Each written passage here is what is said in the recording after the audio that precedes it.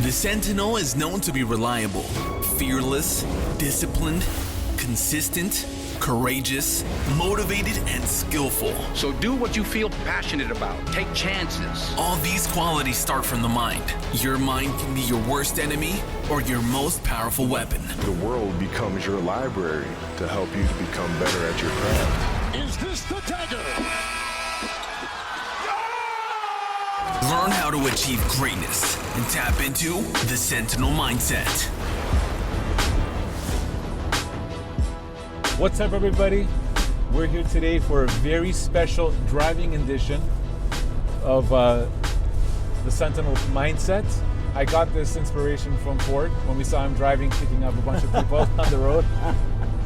No, but it's not a green screen. Yeah, it's not a green screen. We're actually driving. That's real snow, real cold, real salt on the road. Yeah, and what we're actually doing right now is we're driving to Peel Regional Police Headquarters up in Mississauga, and we're going there to basically continue conversations. Now, if you remember a couple of episodes back, we had Inspector Andrew Cooper and Constable Danny Martinez on the show where we talked about security being a gateway to policing. And that was a great episode. They're amazing people. I'll say people love Danny's energy. Yeah. And we got a lot of feedback. Inspector Andrew Cooper with his British voice. People just wanted. I'm going to put my hand up. If that guy could read me a bedtime story every night, tell me I'm wrong. 100%. Yeah, it's amazing. He's got that voice. It's Shakespearean style. Yes. And right now we are going there. But we thought, you know what? What if we use this opportunity for this next 20-25 minute drive down there just to go over a really important topic that we think could benefit for many people looking at aspiring to do anything. And I know a lot of the stuff that we talk about is law enforcement related, hence security agency and all. However, the information that we push out through the Sentinel mindset is to help you get your mindset ready for anything.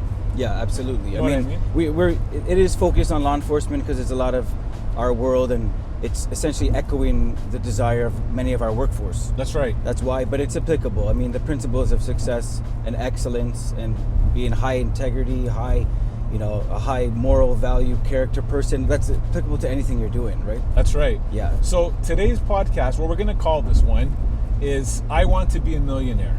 I mean, now, first, Mike, let me ask you a question, Mike. Have you ever heard someone say that, or maybe echoed those words to yourself internally, I want to be a millionaire? I mean, maybe you said a higher number, and knowing you probably said a trillionaire. Okay. But you gotta believe, right? Yeah. But have you ever heard that line? 100%. I mean, Bruno Mars actually has a song, I Want to Be a Billionaire, right? There you go. But definitely, I'm actually reading a really cool book about that, Psychology of Wealth, if you haven't picked it up.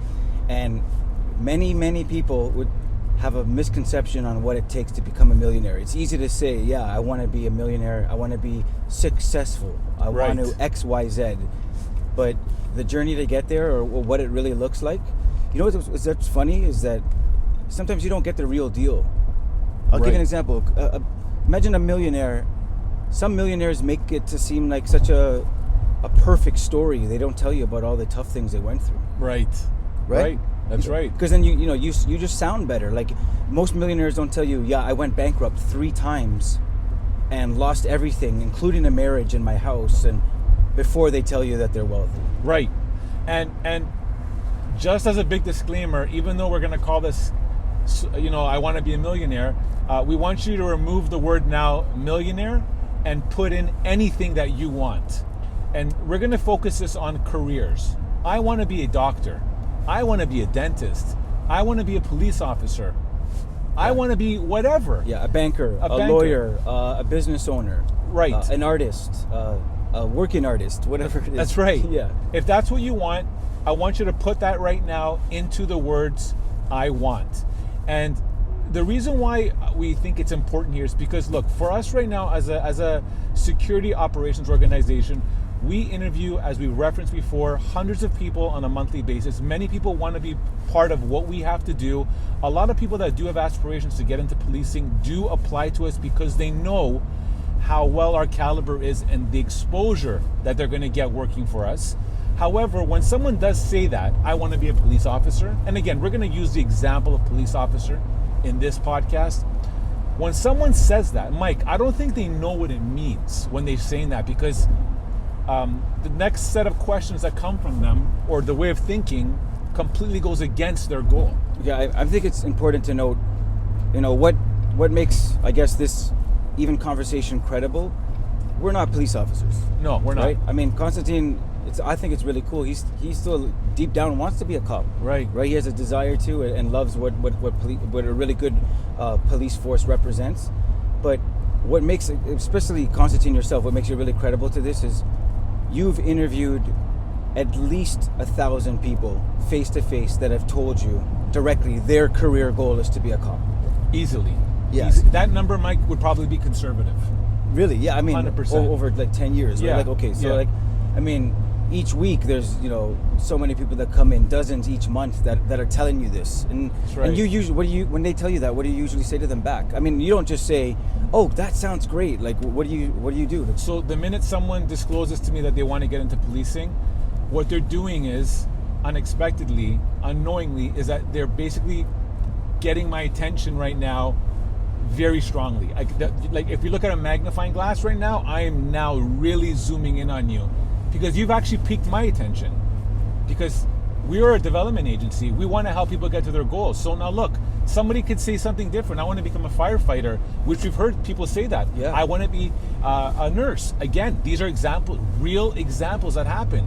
And again, the policing is just the example as a regular. But when someone says that to the organization, you've got our attention right now. Yeah. And now that you've said that, the next set of questions that we're going to ask you are going to indicate to us if this is actually something that you've actually researched and put your time in to recognize. If that's your goal, I'm going to ask you questions now to see where exactly you are alongside your thinking for your goal. Yeah, I mean, you're trying to qualify. You're not trying to challenge them. It's to get an idea, have they thought it out? That's right. Again, look, we always reach for like simple, low-hanging fruit examples. Like, we know that guy who says, I am going to be in the NBA. Right. I'm going to be a pro athlete. I'm going to, I'm going to be a household name. Like, whatever. Right. I'm just giving an example. But why it matters, especially in policing, is it's a profession. That's right. Okay?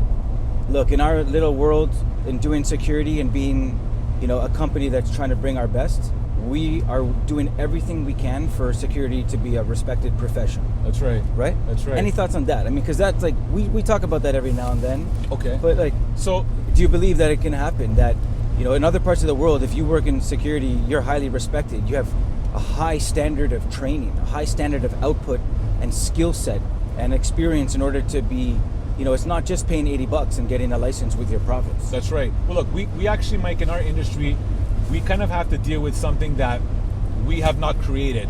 And that is basically the industry that we basically work in, which is the security industry, has kind of almost created a problem for itself.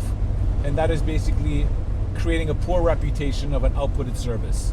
Yeah. And for us, our first obstacle is basically destroying the mindset that someone has that we are not like other security companies. Yeah. And again, I'm not bashing any security company. What I mean is that we're very specialized in what we do, which is why we gain the attention from people all around the world when they want to come and work for an organization for us. So I say all that because one of the things that people should recognize and understand from the get-go, to your question, Mike, is who are you applying to?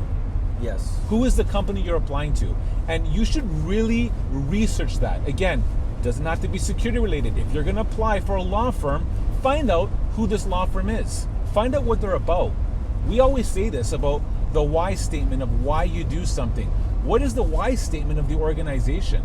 I mean, Simon Sinek has a fantastic quote. Those of you may have heard us say this before. Don't do business with people that want what you have or need what you have. Do business with people that believe what you believe.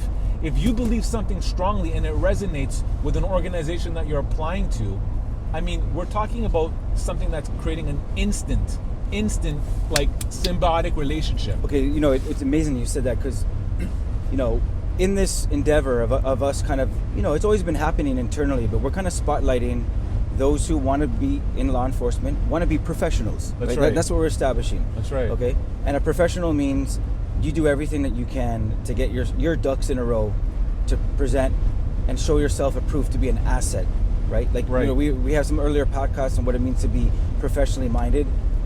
We're going to assume right now that you get what that means. Now, Right. secondly, you know, we were talking with someone that we know who's been federal police for 30 years or so, right? Yep. And they were saying it's not a matter of just someone saying that they want to be a cop. You got to ask them why. That's right. And the answer is it has to be a good one, Yes. right? I mean, because if somebody said, "Why do you want to be a cop?" Oh man, I want that vacation time. Right.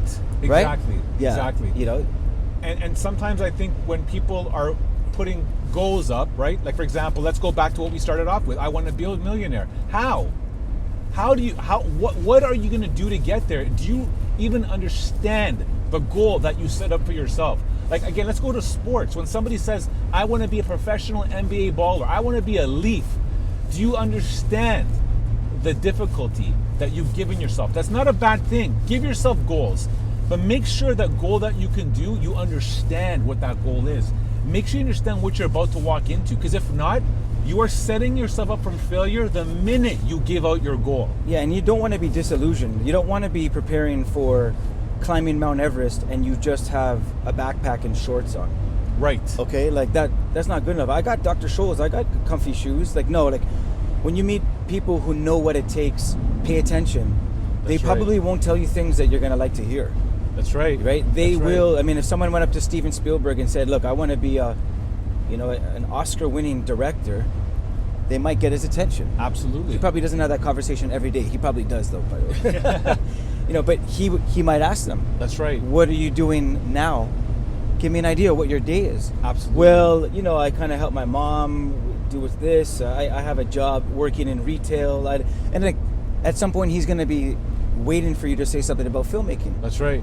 That's right. That's right. I heard once before there was a bullion billionaire out of Australia, and I saw a video of him speaking, and he asked this question. He actually said, "Who here wants to be a millionaire?" Obviously, there's a stadium of people. Yes. A bunch of hands go up. He picked 10 people. They run up on, and he picked them. They come up on stage. They're probably they're patted down just to make sure it's safe. Okay. Right. Yeah. Yeah. And he said to them, "What are you doing every day?" Okay. Only one of the 10 actually was doing something that resembled what it would take to become a millionaire. Right. And the rest just, I guess, expected it for just to happen to Yeah. them. And then he started to challenge, and he questioned them separately, so they didn't hear the line of questioning. But he says, "What do you do when you first wake up? What do you read often? How do you grow your business acumen and financial literacy? And he constantly, and most people smiled, and then they got more nervous smile, and then they stopped smiling, and then they started literally looking embarrassed. Right. Okay. Right. And some even blurted out, and I'll never forget this. Some people said, "I want it so bad." So they had no answer to what are you doing every day habitually to get you there. They just want it. I just want it. Right. I want it so bad. And in some lofty thinking, they believed that would get them there. And which we know that's not enough, right? No, it's not. And guys, I also think it's important to let you know this, that we're not talking from just the sake of talking. There's a lot of experience back behind what we've seen Failures. on a regular basis. Failures. Yeah. Look, here's the truth. People that put out content like this are doing it from experience. And at the end of the day, the failures that we've gone through, and I'm more than happy to share some failure stories, because I have a lot of failure stories, a lot of them. He does. He has a lot of them. Yeah, and I do too. And for me to share these things with you are for you to help understand we've gone down the road of failure. We've found out the path to keep us on the right track. We're doing all the grunt work so you don't have to. All you got to do is apply the knowledge and the wisdom that is being put towards you and apply it to yourself. And if you do that, you're not going to have to go through this learning curve. But I mean, it might sound good, but the truth is, we're giving them the insight of the grunt work. There's no way to do this without getting your hands dirty. There's no way. 100%. They're going to have to go through it, but part of it is just prepare before you go into this journey. Mike, let me ask you a question. I mean, you work out, you do CrossFit. I work out. I know many people that work out. Can your body get the gains of muscle, loss of fat, whatever it is, the goal that you have set up, can it do that with the least amount of resistance to your body with weights? No, It can't. it's impossible. Your body cannot grow. I mean, you hear a saying, no pain, no gain. Now, I mean, if you really want to break that term down. So you really, 80s, right? That's so 80s You right you really don't want pain. But really what the bottom line is that unless you're being put to the test, unless you're actually putting hard work into place, you are not going to see results. Let me give you an example.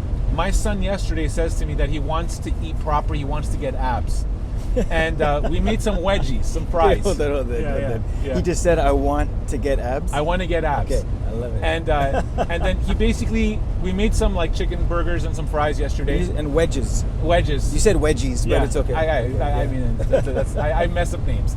So we made some wedges, and he actually asked the question. He says, "Can I have some? And if I have some, is it going to help me get my abs?" And I said, "Look, Micah, if you have these wedges, you're going to probably have to do half an hour of intense exercise to burn off what you're just putting on right now." And I know my son, and when we talk about that high level of intensity, he's not going to put it there. So he will be frustrated when he does not see the results if he was to maintain that. Yeah. And again, we're just trying to say this, that unless you're truly testing yourself and challenging yourself and putting yourself through a difficult situation, you're not going to be tested to see the results. Okay, but what you're saying, which is so cool, is this journey of 1,000 miles is with one step. It's those daily decisions. That's right. And it's no one's telling you. You can say, I'm going to be a billionaire one day. Right. And you can believe it. And it's your actions that will prove. They say, don't follow the tongue in a man's mouth. Follow the tongue in his shoes. Yes. And look at what is he doing day to day. What is he or she doing to basically, like, if you were accused of doing things that billionaires did. Yes. Or of successful people, or someone preparing to eventually become a cop, right, or whatever it is that you want to do, right, you should be guilty of it, right, that you're doing it every day. Man, I'm doing it every day. Yeah. Right. You know, and going to your workout example, resistance. I mean, growth only comes from resistance. And right. That's right. Is resistance comfortable? Absolutely not. Yeah. Who really wakes up and says, I'm going to attack resistance and make it difficult for myself? That's right. Okay. But what's the trade-off? Why is it necessary? I mean, there's a book that a bunch of young men wrote years ago, and it's titled Do Hard Things. And it was actually written to youth. It was actually encouraging young people to embrace doing something difficult. Don't seek all the comforts of the first world that you have at your fingertips, literally, right? Yes. Video games, food, comfy couch, whatever you want. Do hard things. Why is it important to do hard things? It's the only way. Look, if everything is easy, it will remain easy. If anything that's hard, it's the only way you can challenge yourself. Hard can also equal new challenge, right? And at the end of the day, it's usually the harder things that take time to help us develop. That's why for me, like, it's important to understand and embrace that, because if you're going to always take the easy road, you're going to get an easy result. Yeah, and you look. These are questions that we're kind of bringing up. The only one who can answer that is the person in the mirror. That's right. That's the only person. I don't mean, what's that movie, Saw? Yes. Yeah. I don't mean that. Okay. I mean Candyman. Yeah. You like these movies. I'm talking about when you look at yourself. You're the only person. You only know if you're being honest with yourself about where you are. Right. You know, another really successful person I once heard say, "You are exactly today where you planned or didn't plan to be." Wow. Like 100% where you are today. So, and that's with all the good things and all the really difficult and maybe, hardships in your life. It's not your employer's fault. It's not your parents' fault. Your spouse. It's you are the responsible one. Yeah, absolutely. And again, like, look, are you in control of 100% of the things in your life? No, not even close.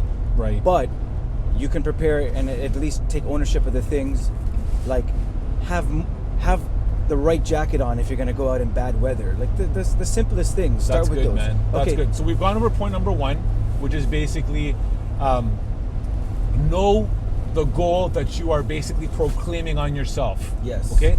The second one, and there's not a lot for this, we're only going to give you 2 for today, but the second one is, get ready for this. I hope you're ready right now. It's not going to happen overnight. Okay? Oh, man. As soon as you said it, it became nighttime. Yeah, That's exactly. cool. We timed that all, guys. Yeah, It was there you perfectly. go. It's Boom. not going to open overnight. So again, let's go back to want to be a millionaire. What millionaire do you know that's done overnight? Okay, now maybe that's a poor example because some people are getting lucky with cryptocurrencies and all. And lotteries, which, for example, and I actually knew a family that they won the lottery. They're millionaires overnight. Within a year, they were bankrupt. Okay. Wow. And that happens often. The stats on people who win lotteries is most of them go back to their state of their financial state or worse. Right. Okay. So again, the reason why it's important for you to know that is because, again, Let's talk about real life examples. We've seen people come to the organization, have goals to get into policing, have been on the job for a couple of months, and suddenly they are ready.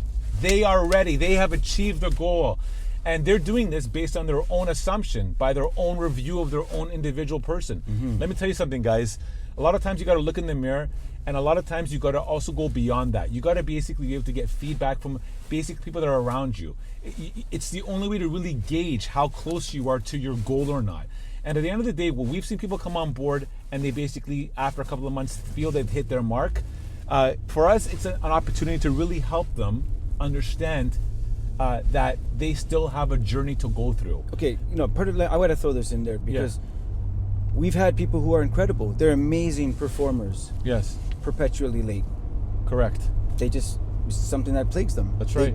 Okay, so is that person going to have the opportunities that they might have the skill set and talent for? Are they really going to are they going to be what they want to be? I mean, I would say that the likeliness is very, very low. Because of reputation, right? Yes. Like, you're an all-star when you're here on time. That's right. But if you cannot be relied upon, if you're not reliable, let's go back to policing because we're talking about it.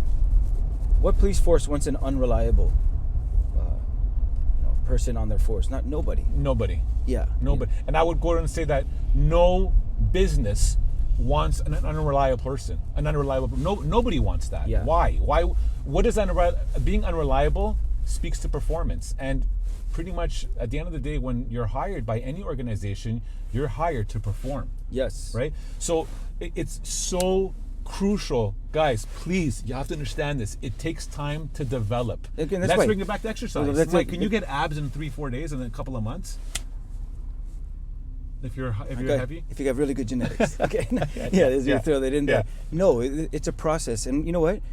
You don't want them overnight. That's the truth. If you think about anything that comes quick can go just as quickly. Right. Okay. But if you earn it, ask the person who started walking a mile and then eventually walking 5 and then running 1 and then running 5 and that sense of accomplishment of being able to build things in their life, they probably will be a runner for the rest of their life. That's right. That's more important than just coming out there and basically trying to convince yourself. This is why New Year's resolutions, I mean, we're in January still.